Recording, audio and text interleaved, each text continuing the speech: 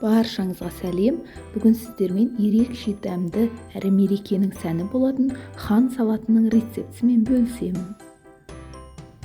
Бізге қажетті заттар: помидор, огурцы, колбаса немесе сосисканы қолдансаңыздар болады, сыр, чечил сыры және де көк пияз қажет болады. Помидорды осындай үлкен бөліктерге бөліп турап аламыз.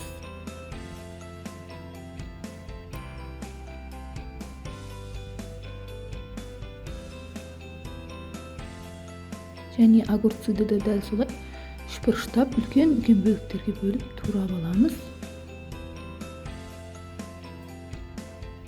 Сосисканы мен солай қиғашынан турадым.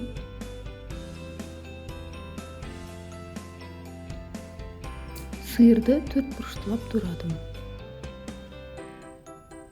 Менің басқа да рецепттерімді жіберіп алмас үшін каналыма тіркеліп, лайк басып қойыңыздар.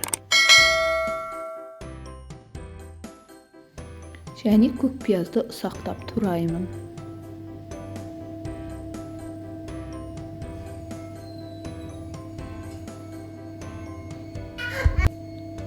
Татымына қарай бұрыш қосамын және майонез.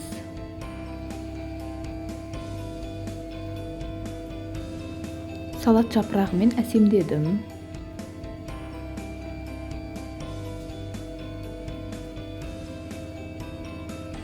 Және де чечил сырын осылай кесіп алып, ұсақтап, бір-бірінен ажыратып, әсемдік үшін және қалған бөлігін салатқа қосып жібердім. Ұсақтап турап, өте дәмді салат болады. Мінекей, дайын болды. Сіздер де осылай жасап, дәмін көріңіздер.